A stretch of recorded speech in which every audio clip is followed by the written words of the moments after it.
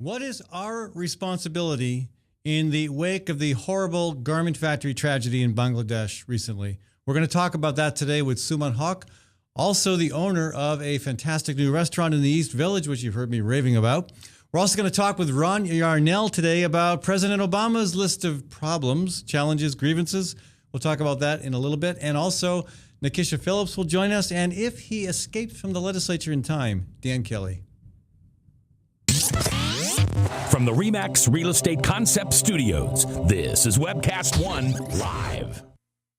Ed Fallon here, folks. Gateway Market and Cafe is your locally owned source for specialty groceries. Enjoy chef-crafted, prepared foods, artisan baked goods, organic produce, specialty cheeses, and hand-selected wines and craft beer.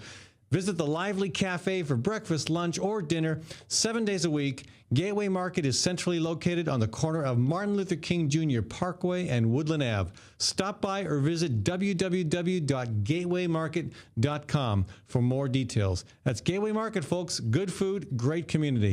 I'm a burrito. I'm a fighting burrito, full of fresh ingredients prepared before your very eyes. I don't have eyes. I have over 28 options and 268 million combinations, including Rizo for vegetarians. I can take my meat off and call myself vegetarian. Put that back on. The Fighting Burrito is locally owned. I'm owned by some big corporation somewhere. Say, you want to go on a date? No thanks. I'm seeing a quesadilla. The Fighting Burrito online, fightingburrito.com. Join the fight. This is Dr. Holding, the Story County Veterinary Clinic. For 15 years, we have been spaying and neutering feral cat groups at affordable prices. Wild cats destroy game birds and songbirds. A single female cat can produce over 4,000 kittens in 7 years. The shelters are full, so unwanted kittens will be put to sleep. Your cats will stay home and stay healthy. Call us for all your dog and cat needs at the Story County Veterinary Clinic between Ames and Nevada on Highway 30, 1 mile east of Interstate 35, 515-232-8766. Local farms, global flavor. That's the secret to Haq's growing popularity. The best meals begin with the best ingredients, and 90% of Haq's ingredients come from local farms. In addition to seasonal fruits and vegetables, Haq features grass-fed beef and lamb, and pasture-raised chicken and duck, all raised without hormones, steroids, or cages. The coffee is fair trade, locally roasted, and Haq's House liquors come from right here in Iowa. Haq's owners go the extra mile, composting organic waste and recycling. For more information or to make reservations, visit hawktable.com. That's HOQ table.com. With warm weather finally here, it's time to think about upgrading the efficiency of your furnace and air conditioner. Leonard Tinker Heating and Cooling has provided honest, competent service for over 20 years. Whether it's your home or business, for repair work or to install a more energy-efficient furnace or air conditioner, call Leonard Tinker at 263-0422.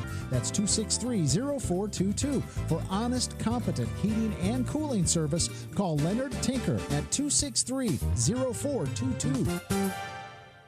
Last year, the Immigrant Entrepreneur Summit attracted over 460 people from 43 countries. This year's summit is November 9th at Drake University.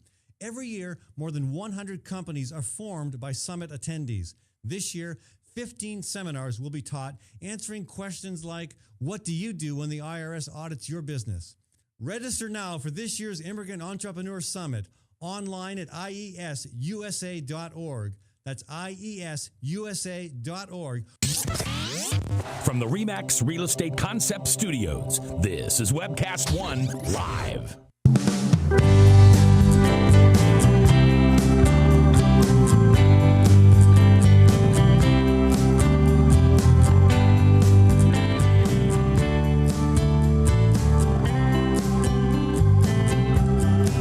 Here we are, folks, in downtown Des Moines, broadcasting live from the Webcast One studio here in the Skywalk.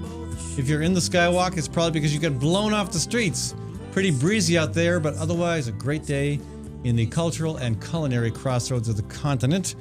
We're going to talk about the tragedy in Bangladesh, but first we're going to talk with somebody who is partly responsible for Des Moines being the culinary capital of America.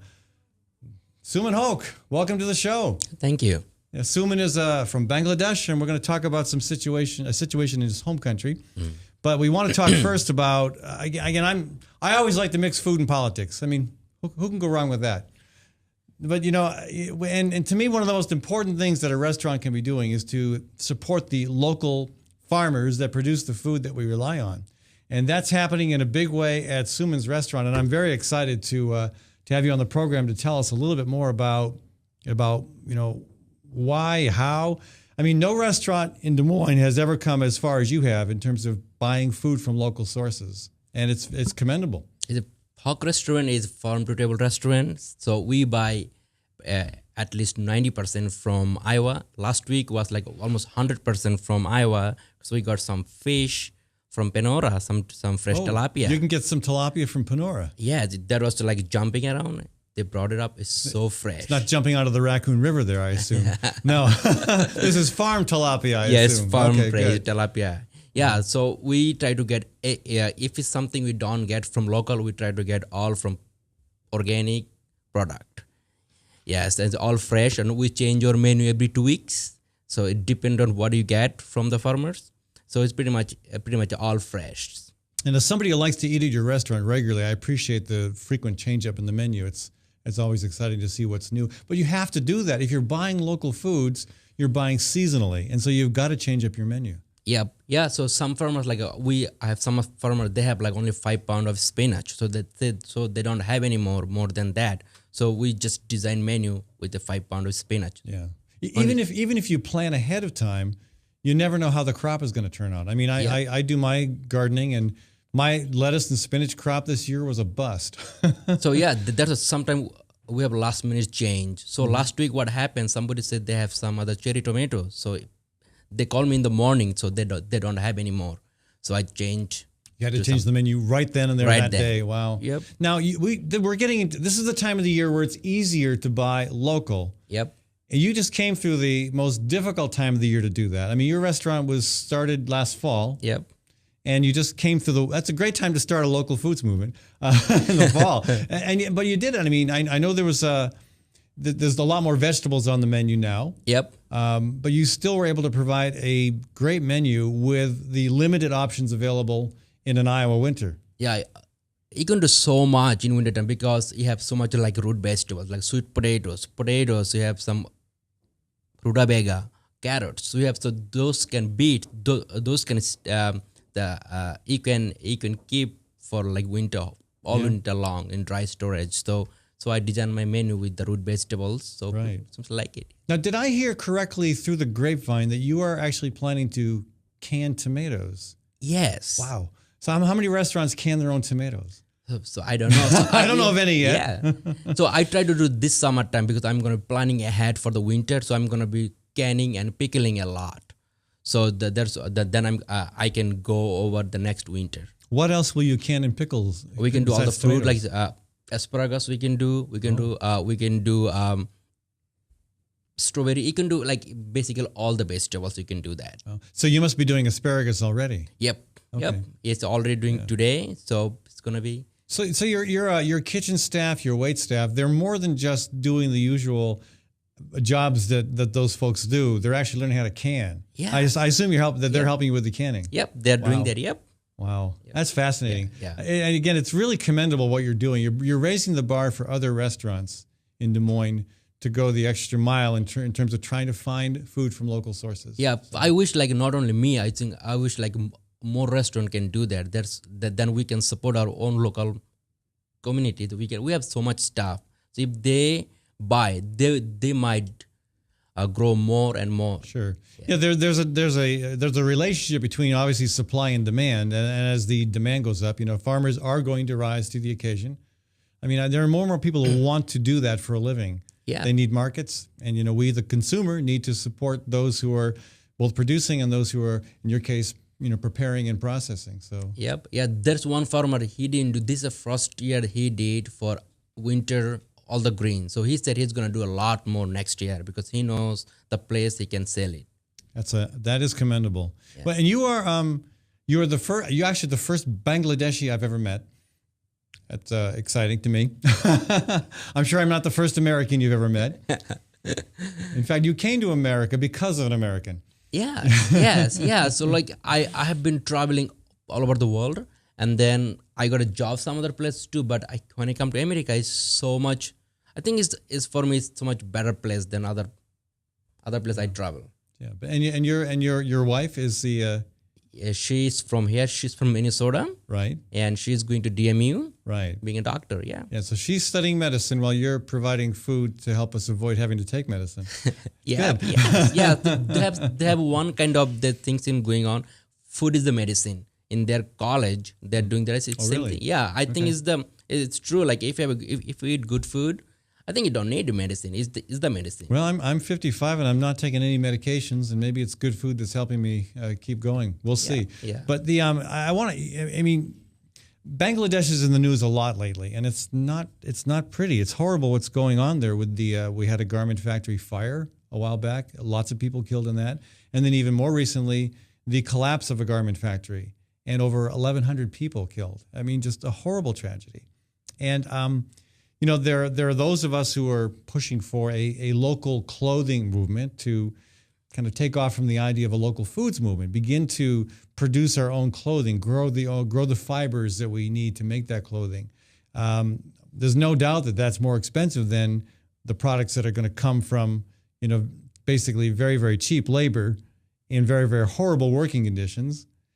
But, you know, and there are those who are saying, well, like, I mean, from a Harop, who actually I invited to be on the show today, and she wanted to be, but she was not able to get to a phone line in time. She wrote a column in yesterday's paper called Bangladesh Tragedy Creates Dilemma for Shoppers. Her dilemma is she feels that, she would disagree with me, I think, that we ought to be, you know, boycotting products made in factories that are in substandard conditions. She's saying no, because you want to support. I mean, for the folks who get these jobs, largely women who get these jobs, it's a step up from what they had.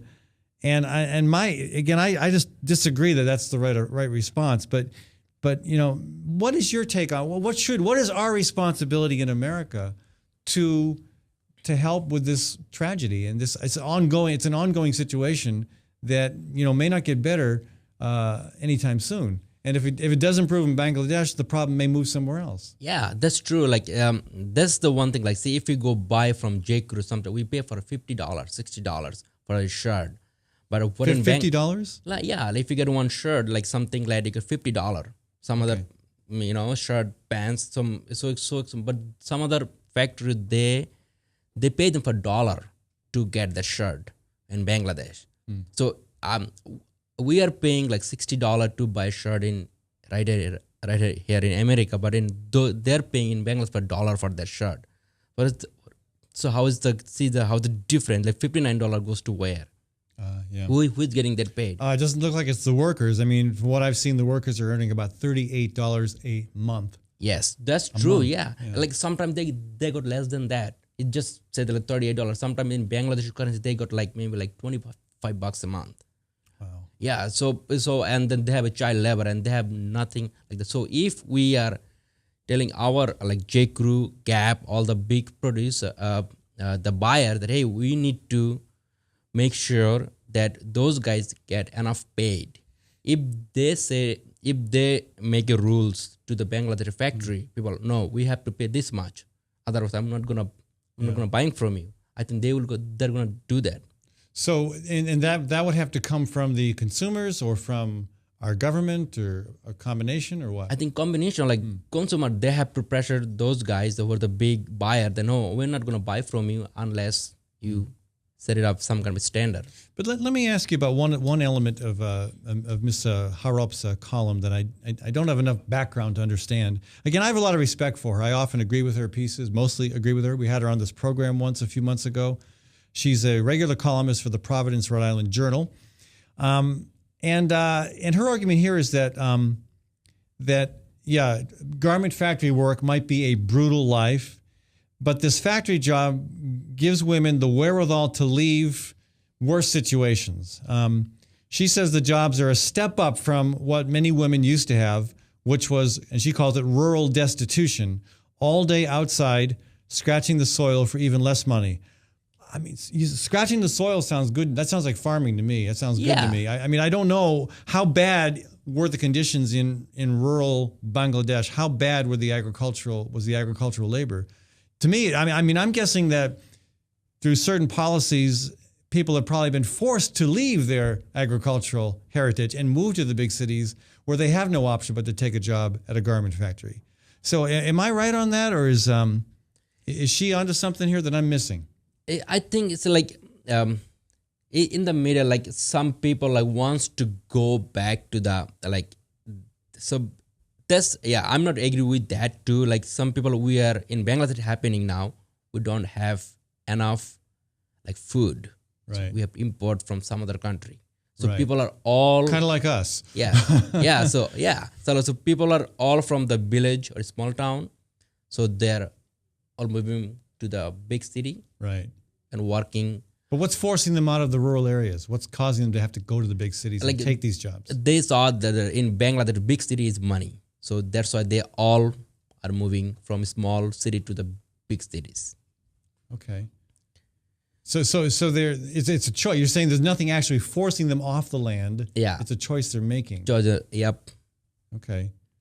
So what about Miss Harup's suggestion that the best thing we can do here is to continue to buy those cheap shirts, those she refers to preppy polos. We should buy those preppy polos even though they're made under these horrible conditions. I have a real hard time with that. But Yeah, me too. Yeah, okay. I cannot just well, that shirt is like if somebody's like dying for that, and I cannot either. Yeah. And she says the change has to come from Bangladeshis. I think change has to come on both ends of the market. Very sure, true, yeah. we need, and it does seem like there is some pressure within Bangladesh right now to improve conditions. But if we don't pressure from here, they will never gonna change it. Okay. So, Then they will never. Bangladeshi politics is really, really corrupted. So, like they are not gonna change from us. so how do we change? Well, what do we do in this country that We have to just we have to go up. So we have to be. I would say that like we have to change from us. Like, hey, if you don't improve their things, we're not gonna buy from you. Okay. I mean, I wonder if we can get a strong enough movement in place to do Yeah, that. we have- The problem is, where do you go for clothing that isn't made in sweatshops? Yeah, That's the problem. That's the big problem. So yeah, at the same time, we need to start our own too. Like if we don't have anything, any other resource, we have to do like our food. Same thing. We should get food from right here in Iowa. So we should have our own clothes from here in own clothes here in from America. That would be a fascinating business plan to put together. Yes. Yeah. Let's go to our phone lines. 244-0077, the number to call, 244-0077.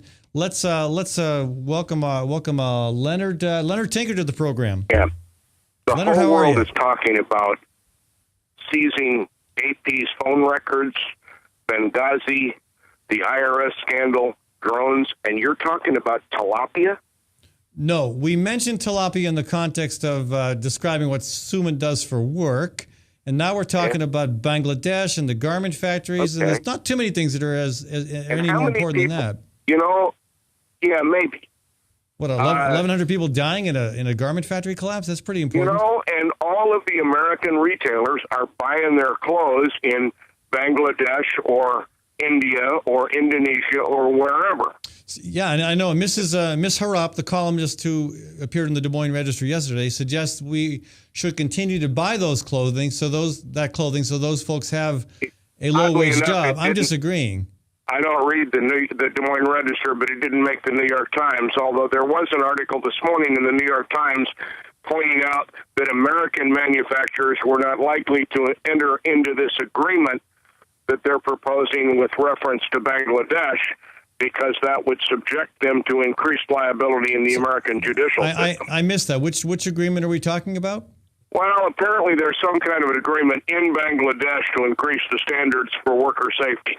Right. And some of the the retailers in other parts of the world, I guess Europe, England, whatever, are entering into some kind of an agreement that they will try to put the heat on producers in Bangladesh. The problem is with American retailers, if they enter into that agreement, then that subjects them to increased liability in the American legal system. How so? I don't According to the article- I don't follow that, Leonard. Well, How does that apparently increase their liability? Well, if they agree to enter into this plan, then they apparently have acknowledged the dangers and they're suable. And I thought the dangers were already acknowledged, which is why 5 people were arrested. All I'm saying is what was in the New York Times article this morning suggested it wouldn't take a really bright lawyer to bring suit in the American courts on behalf of someone who was injured in Bangladesh by companies that were producing for, let's say, hypothetically, Walmart or whoever. Yeah. Okay. I need to check out. I'm not a legal expert, so I can't speak to it. All right. But I will say, given what's going on right now, it kind of strikes me that there might be things that would be more interesting to talk about than Bangladesh. Oh, I don't think so. There, I would agree with you on the AP scandal, the IRS, and certainly Benghazi. Benghazi is about as much of a non-issue as you can get. But, gosh, what happens overseas to support our cheap clothing habit is important. Benghazi is probably more of an issue than Bangladesh. Okay. Well, bye. All right. Thank you, Leonard. And we are going to talk about Benghazi next, along with the IRS and the AP. We're going to talk about why those are important issues and how they are having an effect. Whether or not they're important issues, why they're having an effect on the Obama administration. But Suman, I want to thank you for coming on the program. These segments always go by way too fast. Yes. Yep. Yeah, and there's so much more to think about and talk about. And maybe we need to see happen here what happened in India back in the 1920s when Mahatma Gandhi rediscovered the spinning wheel and reinvented a local clothing movement that put a lot of pressure on the clothing factories in Britain. We'll see. I mean, something needs to happen. Yes, Maybe what Leonard is talking about is a good idea as well. I haven't seen that story. But. Yep, haven't seen either yet. Okay. Hey, thank you so much for joining us. Thank you for having me. Good luck with your restaurant. I really think what you're doing is fantastic, and I want to encourage people to check out Suman's Place at East 5th and Walnut. And you're open for brunch now as well. Yeah, Sunday brunch. All right, great. And Memorial Day? No, we close on Memorial Day. Good. Everybody needs a day off. Yeah. All right. Thank you for joining us. Thanks. Folks, I want to thank Gateway Market for sponsoring this segment of our show. They're at 20th and Woodland in the Sherman Hill neighborhood. And a grocery store, also a great place for breakfast, lunch, and supper, and a catering service as well. When we come back, we're going to welcome Ron Yarnell to the program. We're going to talk about those issues that Leonard thought we shouldn't be talking about, or maybe he did. I was really kind of confused about that. But they're issues, at any rate, that are causing the Obama administration a lot of headaches. Even if they may not be important to you or me or other people, they sure are making his life interesting. And Ron Yarnell is going to join us for that conversation in just a couple minutes. From the RE/MAX Real Estate Concept Studios, this is Webcast One Live. Drug and alcohol addiction slowly steals a person's identity, tearing away pieces of their life little by little until one day it seems like the hope of a happy future is gone and there's no chance of getting it back. Here at St. Gregory Retreat Centers, we can assure you that there is hope. Our unique approach to recovery begins with the understanding that the dysfunction and damage caused by addiction can be overcome, not just dealt with. Don't let another day go by. Call St. Gregory today.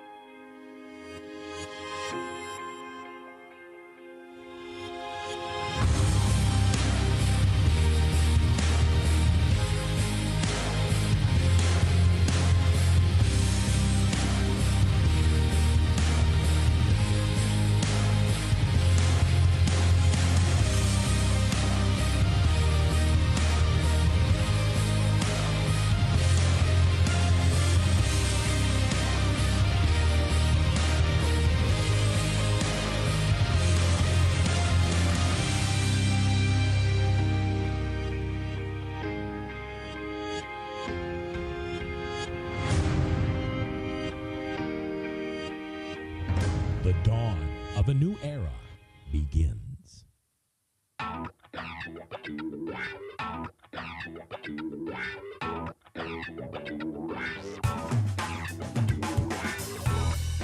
Well, good morning. This is the 7th of June in the Lord's year 2010, and this is day 1 webcast1live.com. We will begin with Max World Live with my special guest, Tom Coates. In just a minute, there's Tom. Wait. Howdy. And we will be live for the very first time on Webcast One Live.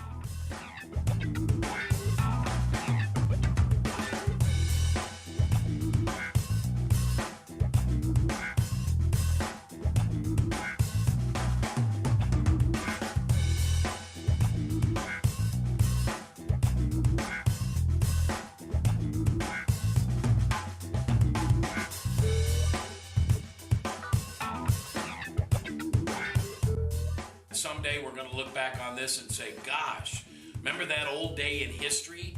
Wonder where Walter Cronkite was. He must have been around hanging there too. But actually, it's the beginning of Webcast One Live. And thank you for listening. Thanks, Rob Spearman, and everybody who's put together this project together. And we're ready to go live now. So thanks for listening to MaxWorldLive.com.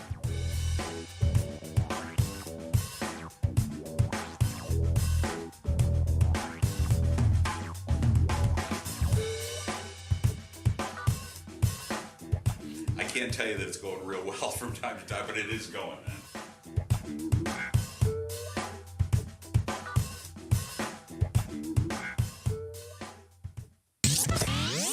From the RE/MAX Real Estate Concept Studios, this is Webcast One Live.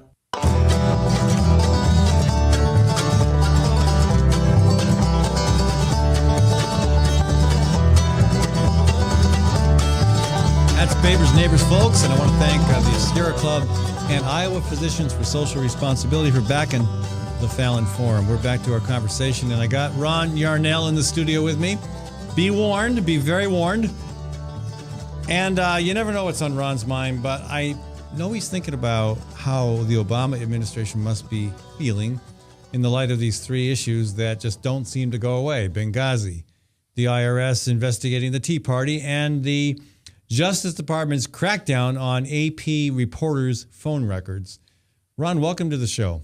How you doing today, Ed? Good. I mean, you know, these seem like minor issues in the big scheme of things to me, and yet they seem to be giving an awful lot of gray hair to the Obama administration. Well, when these events arose, the question that came to my mind is, after the Bush administration, after the Iraq War, after Guantanamo, after signing off on torture, does anything really count as a scandal anymore? I mean, it seems to me the Bush administration raised the bar so high. They lied us into a war that cost thousands of people their lives, that we will be paying for financially for the rest of the 21st century.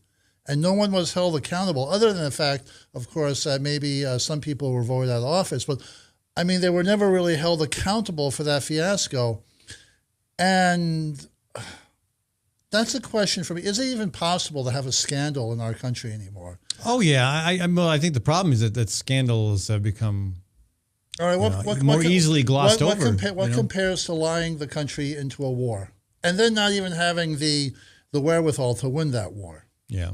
What compares to signing off on torture? What compares to signing off on concentration camps?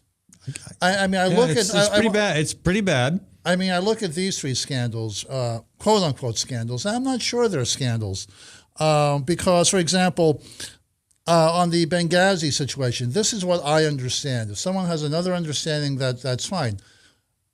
Republicans don't like the Obama administration's explanation of the Benghazi incident. Okay. And the transgression, the malfeasance, the wrongdoing is what? You understand what I'm saying? I mean, you don't like how the Obama administration talked about Benghazi. Okay, that's fine. Well, they sure didn't get us bent out of shape about the 200 Marines who were killed in a bombing in Beirut years ago under the Reagan administration. The IRS thing. Okay, I understand that. It's a very scary proposition that the IRS might be going after political targets. But then we find out that what the IRS was doing, apparently, was they were looking into the fact that some organizations were using a a social welfare organization exemption, and the possibility that political organizations were using that as cover. That happens a lot. I mean, Okay. gosh, look at how many churches do that. Okay, and then what occurred was, and the IRS was asked to investigate by members of Congress. So it wasn't really, was it the Obama administration that authorized it? Doesn't seem to be. The reporters, well, we know that the Obama administration is playing hardball with the press over leaks. The Obama administration seems to be intent on closing down leaks. So what did they do? They got a court subpoena to look into phone records of reporters. Okay, that's hardball, and I even question the wisdom of it by the Obama administration. I kind of think they believe that the press we have in our country now is so weak that they can do things like that.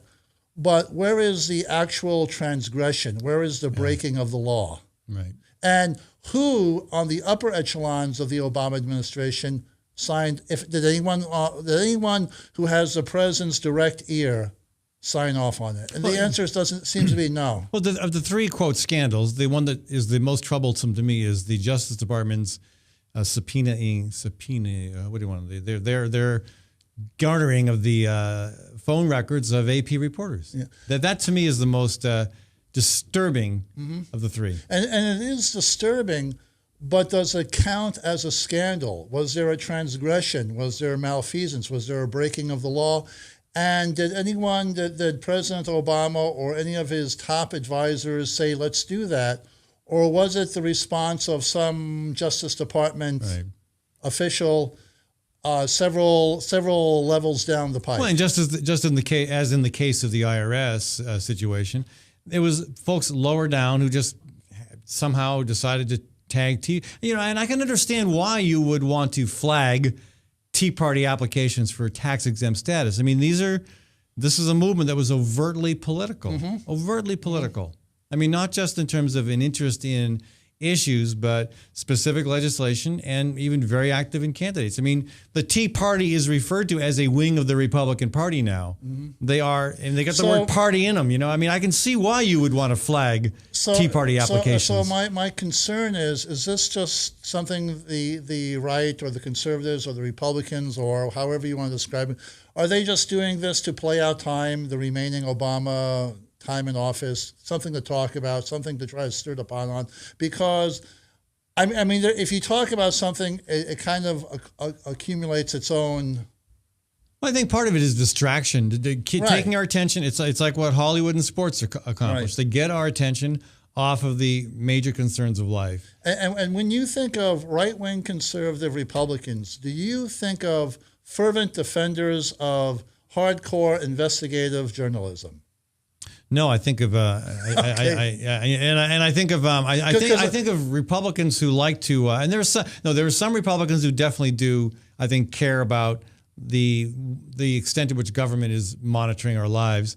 But I mean, and on the flip side of that, the extent to which government is being open about its own activities. I look at Terry Branstad and I see a governor who had made a campaign promise to that effect, but has done nothing but go the other direction, creating greater levels of secrecy, lack of accountability. I think a greater concern for me is how people who understand themselves as to be liberals or progressives or whatever is the name of the day, just kind of like see this stuff and they kind of feel, well, they give the president the benefit of the doubt, even though he's playing harder ball than the Bush administration did. Okay, I understand that, but I don't really understand. I mean, is this something that if a Republican administration did, would Republicans get that upset? Because to me, I mean, I'm sorry, the Iraq War and the things that went with it, the response to 9/11, really go over the top in terms of how they were laced with criminality and worthy of investigation. So to me, Iraq's a scandal. Guantanamo's a scandal. Torture, waterboarding is a scandal. This stuff may have been a scandal in a more innocent age. when we had well-meaning bright lights like Richard Nixon in office, okay?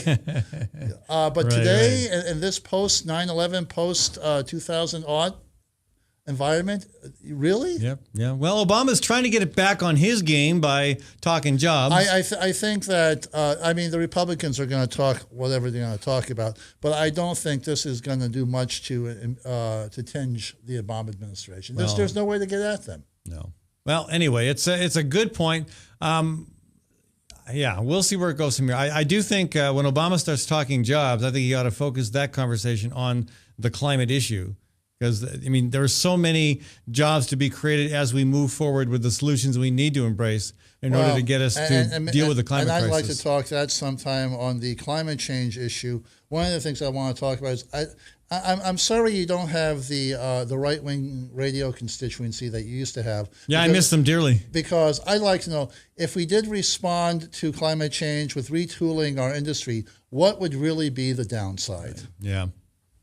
Ron Yarnell, folks. Ron, thanks for joining us. Dan Kelly is going to join us in a bit. Apparently, they let him out of the State House, or maybe he broke and ran. I don't know. But before we do that, we've got Nikisha Phillips on the phone. Nikisha is, again, kind enough to join us every week to talk about her journey through pregnancy, working with a doula and with a midwife. She is now having to call into the program. Nikisha, welcome to the show. How are you? Good. More importantly, how are you? Well, I just went to my midwife this morning, and my blood pressure is down, and my swelling in my feet and hands are down. So that's good. Okay, I was going to say that. All right, that's good. Yeah. Yeah, but I'm still on bed rest. So. Oh. Bed rest. That seems like I don't know too many people. Well, again, I haven't followed. I got to admit, I've not followed too many pregnancies as close as this. You and Jess are very nice to share this with the world. But is bed rest a common prescription for folks when you're getting close to delivery? Does that happen often? It can. It seems like I feel like a lot of times it's common with these kind of conditions, like with high blood pressure, and some other things that they would probably prescribe bed rest for. Yeah. Obviously, I'm not a midwife, or a doctor, so I can't say for sure. But as I'm talking to women or nurses that I go to see in my at the midwife practice, and you hear stories, it seems like a lot of women that I'm running into have experienced bed rest in their pregnancies. So it doesn't seem extremely uncommon. But frustrating for you. Well, we've talked about this before. I'm just a really active person, and it's hard for me because I've kind of felt isolated all winter. It was kind of a winter that drug on, and now that it's nice, I'm on bed rest. Now you're isolated again for gosh. Yeah. But I actually our doula. Funny thing, she had listened to your program and brought over the first season of Little House on the Prairie for me to watch. That was very kind of her. Very, very kind of her. Yeah, wow. It is really nice. And then my brother-in-law and his fiance brought over the whole series of Sex in the City. So I've been alternating between Sex in the City and Little House on the Prairie. That would be hard. That's a hard switch to make, I would think, back and forth between those two worlds. Well, very different universes. It is, but it's not. And then I kind of intermingle it with the PBS, the HD PBS station that we can get on our television. So it's kind of nice to keep it. Well, I hope we hear from you again next week. I know you're getting darn close to your June 10th deadline. Yeah. So, yeah. Well, I'll maybe next time I call in, it'll be from the hospital. Okay. Well, that could be. At any rate, you take care and enjoy Little House on the Prairie. I'm so glad that you were able to get a copy of that. That's great. I know. It's exciting. Yeah. Sex in the City, I'm not so sure about that. Well, it's not the same level of cultural esteem. Yeah. It's a guilty pleasure, Ed. Okay, a guilty pleasure. And you're entitled to those. If you're if you're at eight and a half months of pregnancy and you're bedbound, yeah, you can have all the guilty pleasures you want because they're probably fairly limited. Well, and hopefully, again, I know until recently you were out on your bike, so it's probably a little unfortunate that you're missing Bike to Work month. I know. And my bike has been enjoying Bike to Work month immensely. And Bike, do you have any kind words for our wonderful regular guest? Well, good luck, I guess. Good luck. Oh, thank you. Well, maybe I'll see you on the trail soon. All right. Nikisha, take care. Thank you. Yeah, you too. Bye, Ed. All right, folks, when we come back, Dan Kelly's going to join us. We're going to talk about the State House. I didn't know if we'd see Dan Kelly today, but again, he is here, and we'll get his take on what's happening up on the Hill. From the RE/MAX Real Estate Concept Studios, this is Webcast One Live. Last year, the Immigrant Entrepreneur Summit attracted over 460 people from 43 countries. This year's summit is November 9th at Drake University. Every year, more than 100 companies are formed by summit attendees. This year, 15 seminars will be taught answering questions like, what do you do when the IRS audits your business? Register now for this year's Immigrant Entrepreneur Summit online at iesusa.org. That's iesusa.org. Located in the heart of Beaverdale, Tally's offers speedy and affordable rooftop lunch, catering for events both large and small, innovative cuisine, as well as vegetarian and gluten-free menus. Come to Tally's for live music, dry-aged steaks, Sunday brunch, and all-you-can-eat ribs every Monday night. Tally's Restaurant, Bar, and Catering at 2712 Beaver Avenue. Call 279-2067. That's 279-2067. Ludwig van Beethoven here. I used to be so tired all the time, not from composing and playing, but from moving my piano. But now I feel so much better. I call S&P Piano, and they will bring my piano anywhere. They also sell and rent pianos, used ones, new ones. You get the idea. Call S&P Piano right away at 208-6453. That's 208-6453. S&P Piano. Nestled in the heart of downtown, Ritual Cafe is one of Des Moines' most unique places, offering a wide variety of coffee and tea. Ritual Cafe also serves the only all-vegetarian menu in town. And Ritual Cafe is a cultural hub for artists and musicians, with a performance stage hosting local, national, and international talent. Make Ritual Cafe a part of your daily ritual. On 13th Street between Locust and Grand in downtown Des Moines. And check out ritualcafe.com. Wow, some wedding. Yeah, I've never seen a bride in coveralls. Right, and skipping down the aisle to accordion music. Not to mention the reception. That wedding cake was a freaking fruit cake. It's your wedding. Don't leave anything to chance. Diana's Wedding Cakes. Using only the finest, freshest ingredients with free on-time delivery and setup. Choose one of Diana's custom designs or create your own. Call Diana's Wedding Cakes, 641-275-9279. That's 641-275-9279. I love driving to Newton to see the races. Me too, but I only have to drive across town. You live in Newton? Yep, Newton's got small town charm and it's close to Des Moines. I love the safe, friendly neighborhoods and family-owned businesses. And Newton's wind energy industry is really taking off. How'd you find your home? Dan Kelly with First Choice Realty. And Dan helped me find my office too. Next time, instead of just speeding by, I'll stop in and check out Newton. Why don't you check out Newton? Call Dan Kelly at 641-521-9260 or Dan Kelly at mchsi.com. From the RE/MAX Real Estate Concept Studios, this is Webcast One Live.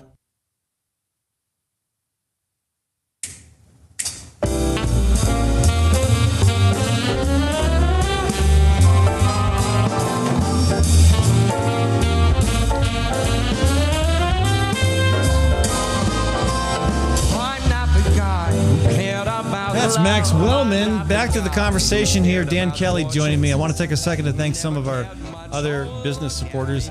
The Immigrant Entrepreneur Summit coming up on November 9th. Folks, a great opportunity to learn how to develop and succeed in your own business. Also coming up on June 7th, the Matthew Shepard Annual Awards Banquet. And a real treat this year, the parents of Matthew Shepard, Dennis and Judy Shepard, will be keynoting that event. Also coming up starting June 21st on the West Coast, the $1 Million Marathon. This is a project of Above and Beyond Cancer.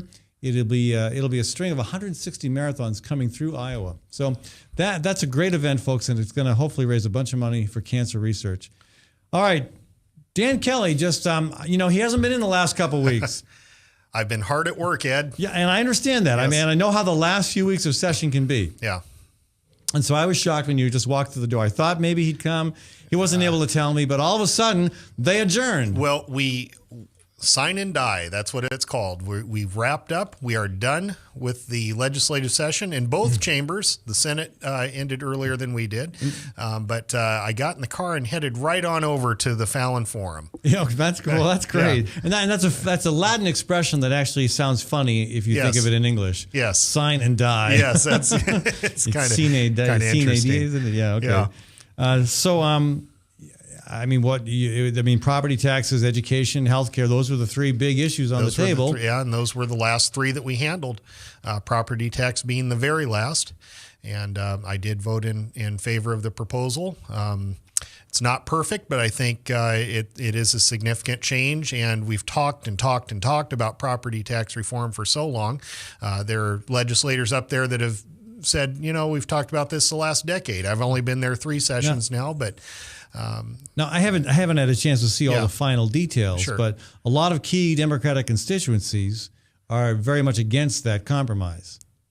And there were a bunch of Democratic senators who were against that compromise as well. There were, I believe, I'm just doing this from memory, but I believe there were 10 votes in opposition. In the House? Not in the House, 90 votes in favor. How about in the Senate?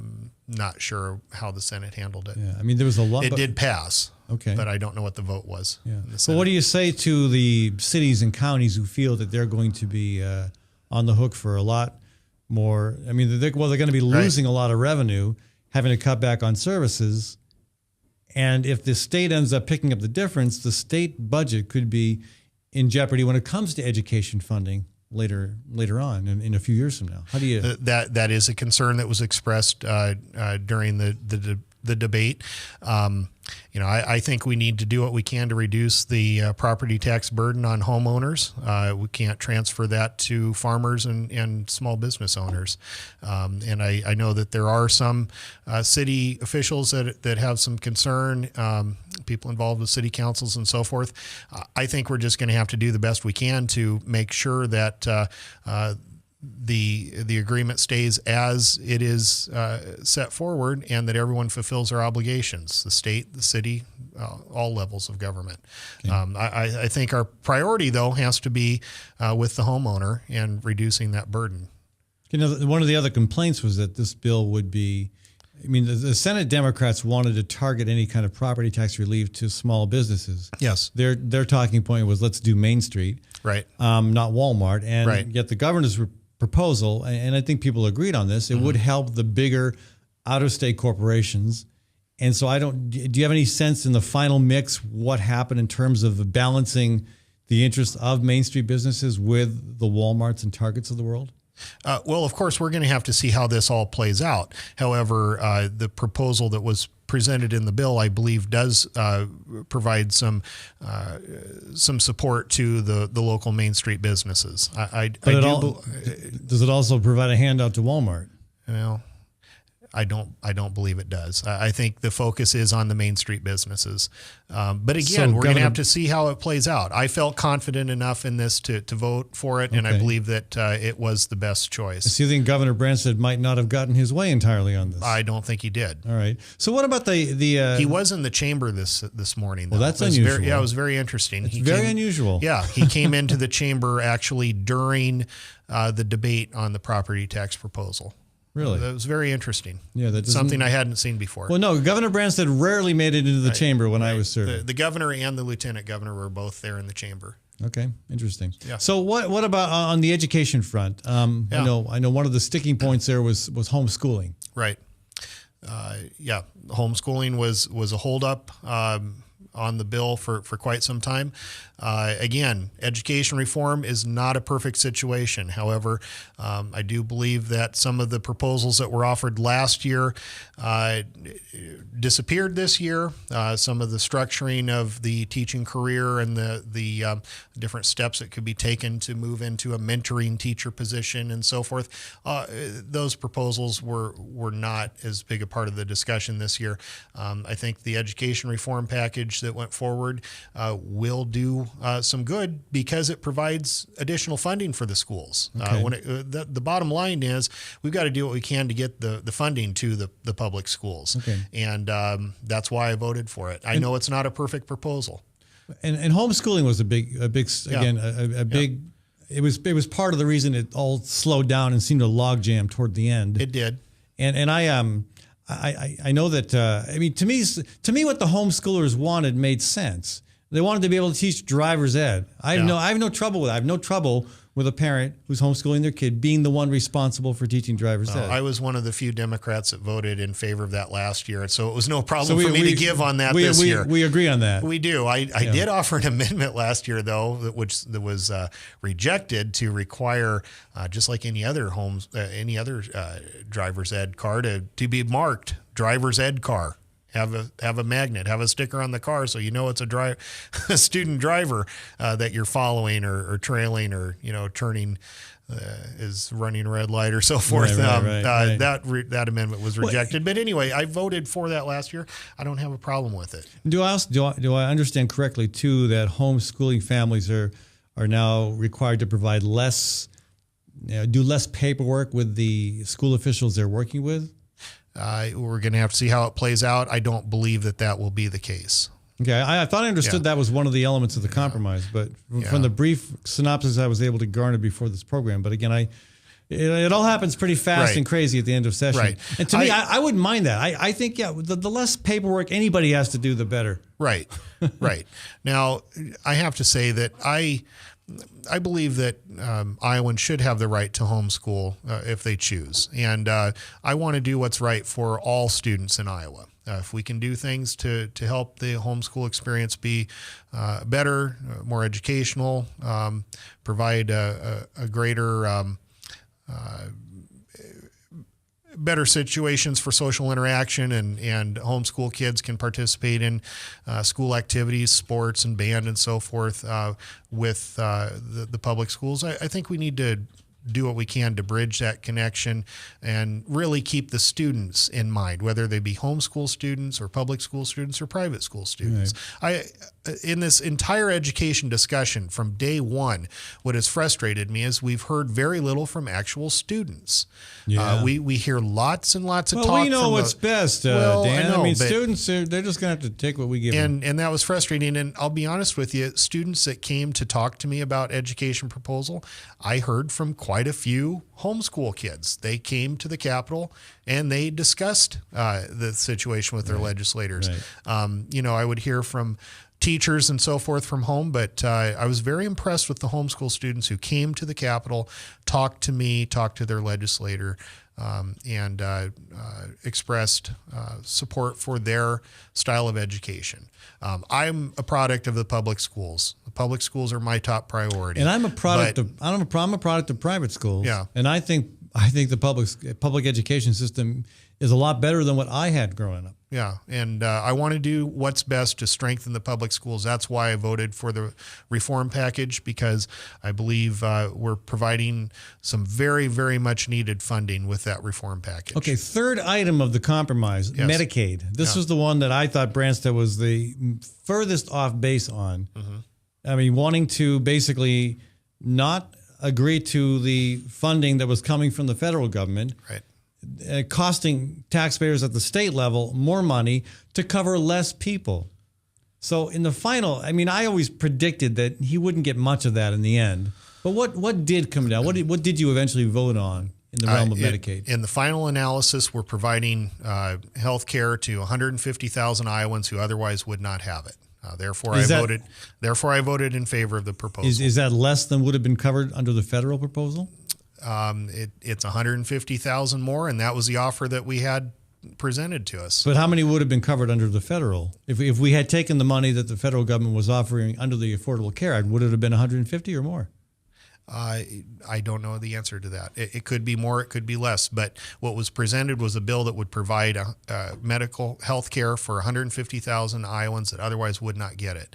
Okay. And it was I thought long and hard about it because this is not a perfect bill, just like the other reform packages that were sent forward. Right. But you got to look at the bottom line. And when it comes right down to it, I don't want those folks to go without the health care that they need. Right. And if my vote can help to get them where they need to be with their physical care and their wellness, then that's where my vote's going to go. So, and woulda, coulda, shoulda, I don't want to make that part of my politics. Yeah. And so the bill did pass pretty overwhelmingly in the House as well? It did. I don't recall the exact vote, but it was somewhere along the lines of 85-15, somewhere in there. And were most of the opposing votes Democrats or Republicans? I think, it was kind of a mix here and there. Really? Interesting. There were some more from the more Christian conservative base that voted in opposition as well. Interesting. Yeah, I don't know why. Yeah.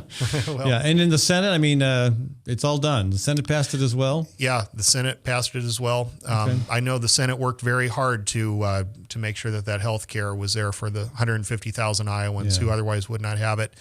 And believe me, that was a long, intense caucus, lots of discussion. Ultimately, I came down on the side of making sure we take care of the folks that we can take care of. So you finished about 3 weeks late, but you finished. Yeah, we're done. I've not been involved in a session that ended on time yet. I don't think it's my fault. I was involved with sessions that ended early. Yeah, that wasn't mine, and really. I got no credit for that. Right. I don't think it's my fault, and no one's blaming me. And well, let me be the first to blame you. No, but but actually, the extra weeks. I think you get to know your fellow legislators a little better. You get to know the proposals in finer detail, and you get to know a bit more about yourself and how you work. Yeah. And so I'm not complaining. I've gained something from each session. I really feel like this session number 3 was a good one for me. I was able to secure some funding for the iGreen Center, which is a renewable jobs training center in Newton, and they serve statewide. Was able to secure some funding for them, and also Representative Art Stade and I both worked very, very hard to get $1 million appropriation for the food banks of Iowa, and we were successful. And so, now will Governor Branstad sign that? Well, I hope He's not been a fan of food banks. I'm hopeful, but he did veto $50,000 appropriation, $500,000 appropriation last year. Yeah. $500,000 appropriation last year he vetoed, and we sent him $1 million this year. So we'll see what he does with it. Yeah. He has the opportunity to make the right choice for hungry Iowans this year. He has no trouble supporting almost $1 million for the World Food Prize. Yeah. But for the food banks that actually feed the poor, well, that doesn't seem to be going down. 38 states, Ed, have a public-private partnership with their emergency food banks.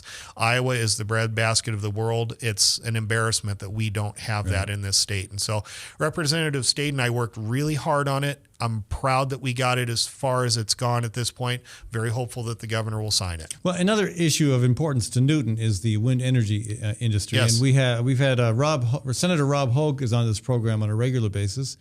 And I think he's probably a little frustrated. A lot of us are frustrated at the lack of any real initiative on climate change. I mean, we could use a reauthorization of the wind energy tax credits for small wind producers. Right.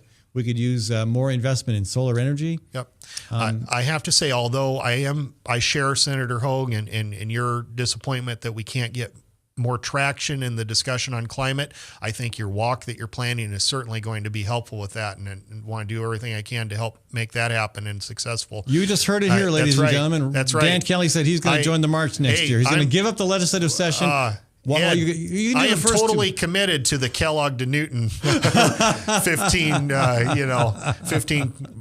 not even 15 miles, probably 5 miles. That 5 miles, I own it, Ed. All right, we're going to dedicate the Kellogg to Newton stretch. That's right. I own the Kellogg to right. Newton stretch. All right. But anyway, I feel like we have made progress on green energy, and I was thankful to be involved in several of those bills.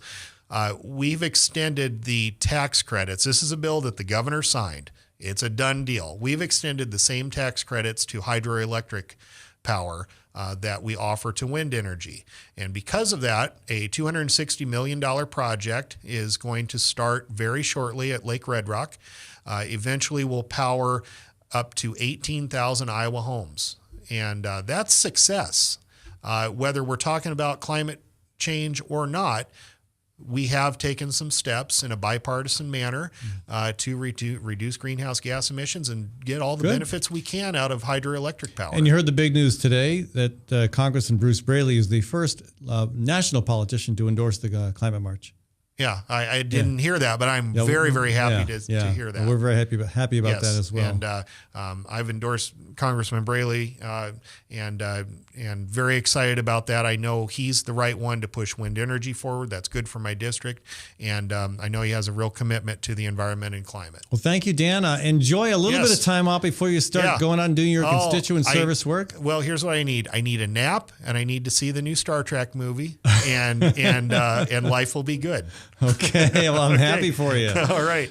Folks, I want to thank all of our business sponsors. I want to thank Hawk Restaurant at East 5th and Walnut. I want to thank Tally's Restaurant, Bar and Catering in Beaverdale. I want to thank Ritual Cafe on 13th Street between Locust and Grand, and Fighting Burrito on 13th Street between Locust and Walnut. And, of course, Kim Holding with Story County Veterinary Clinic, and Leonard Tinker of Tinker Heating and Cooling. Support the businesses that make the Fallon Forum possible, folks. They are a big part of why this program continues to offer an alternative to what you find on commercial broadcast radio. I want to thank Webcast One Live for providing the studio, and my wonderful, darling, charming, effective, and occasionally bicycle-crazy producer, Maddie Arrington. I'm Brian Leach, owner and general manager of Service Legends. I brought along a couple of the home comfort heroes. Hi, I'm Tammy Wells. I am Nick Wondershide. I'm administrative manager. I am the senior technician from Service Legends. It seems like every good thing, when you feel it to the bone that it's good, there's a lot of hard work put behind it. I don't think that you can fake it and have it turn out good. You know, if we seem like, okay, that's just weird, it's just a furnace, why would you believe so deeply in a furnace? It's not just that, you know, we want to show the world that you can have good service. Yeah, I mean, it's got to be, it's your home. You know, it's built into our daily trainings, it's built into our culture, that we're going to do whatever it takes to have each client say they love us, period. That's why we spend all the hours in the training that we do. And if we guarantee it's going to be a good experience for you, or else it's free, what type of work do you think we're going to do? There is a guarantee. Temperature selection guarantee, fixed right or it's free guarantee, comfort guarantee, best value guarantee. All of these guarantees hold us accountable to ensuring that we exceed your expectations. And if for whatever reason we'd fail and we can't make it right, we guarantee all of those guarantees with 100% money back.